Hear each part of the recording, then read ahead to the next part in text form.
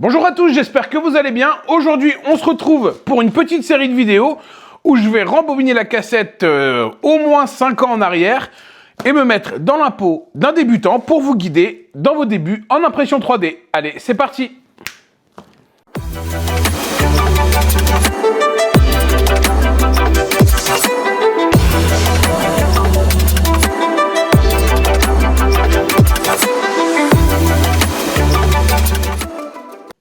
Petit disclaimer d'usage, tous les produits que vous voyez devant vous n'ont pas été envoyés par les marques, ce sont des achats que j'ai réalisés moi-même, donc il n'y a vraiment aucun placement de produit. Pour débuter cette vidéo, sachez que peu importe le modèle d'imprimante 3D que vous avez choisi, que ce soit Elegoo, Anycubic ou quoi ou qu'est-ce, ça ne changera rien pour le déroulé de cette vidéo. Toutes les imprimantes 3D sont envoyées quasiment avec le même contenu de démarrage, donc vous pouvez suivre cette vidéo sans aucun problème. On fera un point aussi ensemble pour voir la liste des matériaux à acheter pour bien démarrer, les wash and cure, les résines, tout ça. On fera vraiment une enveloppe globale pour que vous puissiez démarrer sereinement et sans problème. Vous avez reçu votre première machine et je vous en félicite. Bienvenue dans le monde de l'impression 3D résine. Alors, quel est le contenu d'une imprimante 3D dans 90% des cas? Donc, de l'imprimante 3D, forcément. L'imprimante 3D, elle est toujours envoyée sous cette forme. Donc ici, un capot cloche, parce que la machine est comme ça. Le plateau pour l'imprimante 3D. Et ensuite, le bac, avec ici un ACF. Et le plateau avec un petit film, hop, à enlever pour quand vous allez imprimer. Donc ça, c'est le contenu de la machine. Forcément, la prise secteur, c'est mieux. Une carte de nivellement si votre machine ne fait pas l'auto-leveling. La notice où de toute façon, il n'y a rien d'intéressant dessus et on s'en contrefou. Et une petite, un petit carton avec des petits objets dedans. Donc, une paire de gants, parce que la résine, c'est de la saloperie. Un petit filtre à charbon qui a le mérite d'exister, mais c'est pas, voilà, c'est pas très efficace, mais ça a le mérite d'exister. L'alimentation externe de la machine. Un jeu de clés Allen et des vis de remplacement pour le cadre quand on en foire, parce qu'on en foire toujours. Une petite spatule en plastique pour racler la résine quand on nettoie le bac. L'antenne Wi-Fi, parce que cette machine est Wi-Fi, donc si vous n'avez pas de machine Wi-Fi, vous n'en aurez pas. Une petite spatule pour décoller les prints du plateau. Des petits entonnoirs en papier pour filtrer la résine quand on la transvase du plateau à la bouteille, pour éviter que les résidus aillent dedans. Des petits masques pour le Covid-19. À la base, c'était pour... parce que la résine, il ne faut pas la respirer, mais bon, c'est pas GG. Une petite clé USB, qui est une belle chinoiserie que je vous conseille de mettre à la poubelle et d'en prendre une neuve et de bonne qualité. Et ensuite, une licence Avoxel Tango, c'est un slicer que je n'ai jamais utilisé, donc c'est bien. Une licence à vie. Eh bien, écoutez, je pourrais mourir avec Voxel Tango. Merci beaucoup. Allez, on continue. Donc, pour faire de l'impression 3D résine, il vous faut de la résine.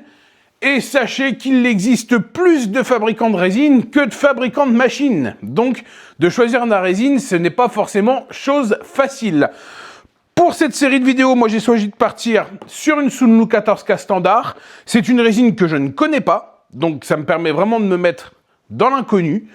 Et c'est une résine qui a plutôt bonne presse. Elle est ni dans le haut de gamme, ni dans le bas de gamme. On va dire qu'elle est dans le moyenne gamme plus, quoi. Je l'ai payé 20 € du kilo. Ça reste correct, sachant que quand vous l'achetez en pack, vous pouvez l'avoir à prix bien plus intéressant. Concernant les quantités, moi je vous conseille de partir au moins sur 3 kg pour démarrer. Pourquoi 3 kilos? Parce que quand vous allez démarrer l'impression 3D, vous allez en faire une boulimie au début. Vous allez vraiment imprimer, et la résine va partir à une vitesse grand V. Donc 3 kilos, c'est ni trop, ni pas assez. Vous allez pouvoir faire vraiment un démarrage serein et tranquille. Autre consommable, les films ACF ou NFEP ou HDF en fonction de ce qui est équipé sur votre machine.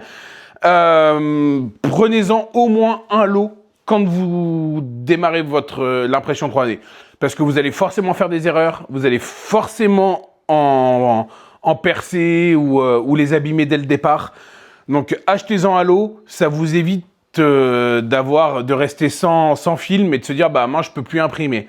Ou alors aussi une solution qui peut être intéressante, c'est d'acheter un second bac à résine, parce que les bacs à résine sont vendus d'entrée de jeu avec le film. Donc ça vous permet de se dire bah j'ai fait une connerie, je mets le bac neuf, pendant que je réimprime avec le bac neuf, je change mon film sur le bac où le film il est cassé et vous faites une sorte de rotation. C'est une solution qui est peu coûteuse parce que je pense qu'un bac ça doit coûter dans les 35-40 €. Donc ça peut être aussi une solution envisageable. On va parler un petit peu maintenant du post-traitement parce que c'est aussi une partie à prendre en compte dans le budget de démarrage de l'impression 3D résine à mon sens. Premièrement, moi j'utilise des petites feuilles en silicone là comme ça pour recevoir mes prints une fois ils sont finis d'imprimer. Ça permet de pas foutre de la résine de partout et on va dire d'amortir un peu les impressions. Et du sopalin aussi, ça vous allez en utiliser un nombre incalculable de fois et pas pour faire des méfaits. Je vous vois arriver, bande de coquins. Ensuite, donc le fameux wash and cure. Donc le wash and cure, c'est quelque chose, on va dire, de dispensable pour certains, mais indispensable à mes yeux. J'ai démarré sans wash and cure et ça a été une tannée, mais monumentale. Alors oui, c'est un budget. Il faut compter, on va dire, 150 € pour un wash and cure, mais je vous assure que ça va vous changer la vie. Et ne faites pas l'impasse sur un wash and cure. Peu importe la marque, que ce soit Anycubic, Elegoo, Frozen, prenez ce que vous voulez, faites ce que vous voulez, mais franchement, investissez. Pourquoi? Vous allez avoir fini vos prints, vous allez les mettre directement dans le wash, qui va contenir de l'alcool isopropylique, on y reviendra après. Et ensuite, ça va vous générer un petit vortex, en fait, ici, là. Hop, et ça va nettoyer directement vos pièces. Donc, en fait, vous avez un agitateur au fond. Vos pièces sont dans un petit bac et ça les nettoie tout seul, quoi. Franchement, c'est un gain de temps monumental. Et ensuite, vous avez le cure, ici, qui va servir à durcir vos pièces une fois l'impression 3D terminée. Donc ce cure, c'est super pratique parce que ça diffuse déjà les UV de manière uniforme, en bas et sur les côtés, avec le plateau tournant. Donc ça, c'est génial.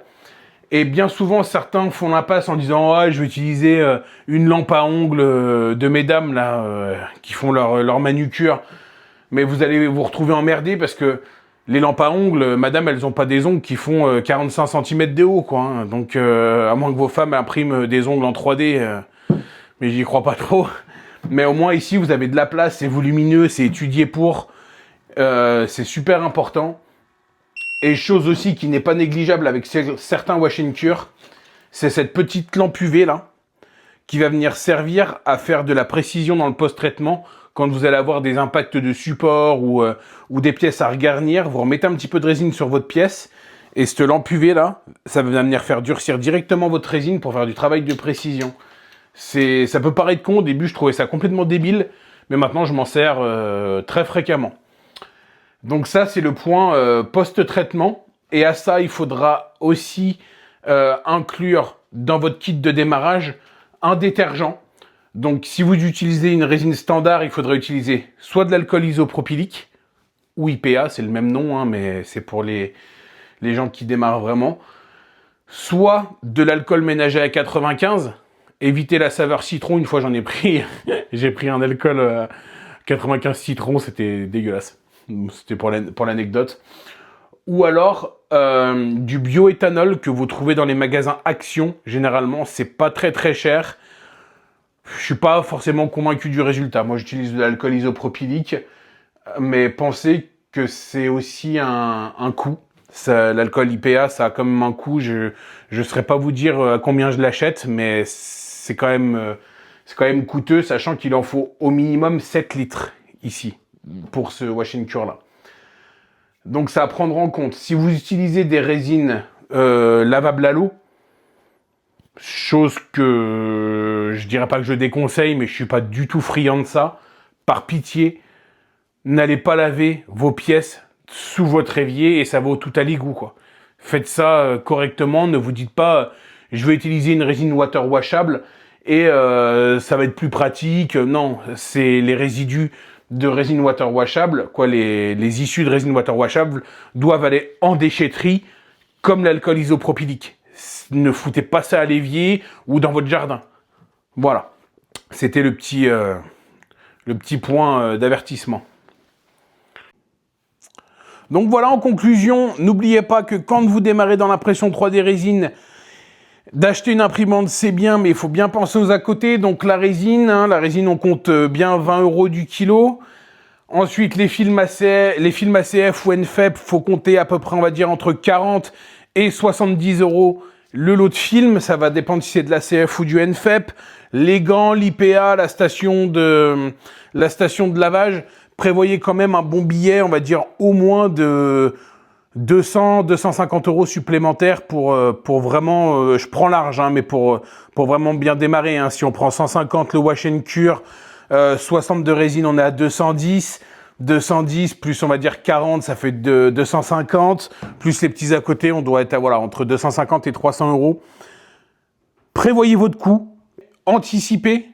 Parce que vraiment, faut se lancer de manière réfléchie et pas foncer tête baissée et se dire « Putain, merde, si j'avais su, j'aurais acheté ça ».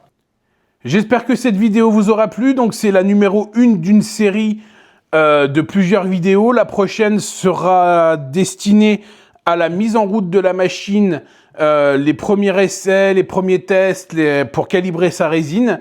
Et on montera crescendo dans l'utilisation du slicer, les supports, jusqu'à ce que vous soyez autonome et que vous voliez de vos propres ailes. Donc voilà. Si cette vidéo vous a plu, n'hésitez pas à vous abonner, à liker. Mettez un petit commentaire si vous avez des questions ou si vous avez des choses à corriger. N'hésitez surtout pas, c'est une chaîne communautaire. Je suis là pour apprendre de vous. Aussi, c'est comme ça qu'on progresse. Allez, à bientôt pour une nouvelle vidéo. Au revoir.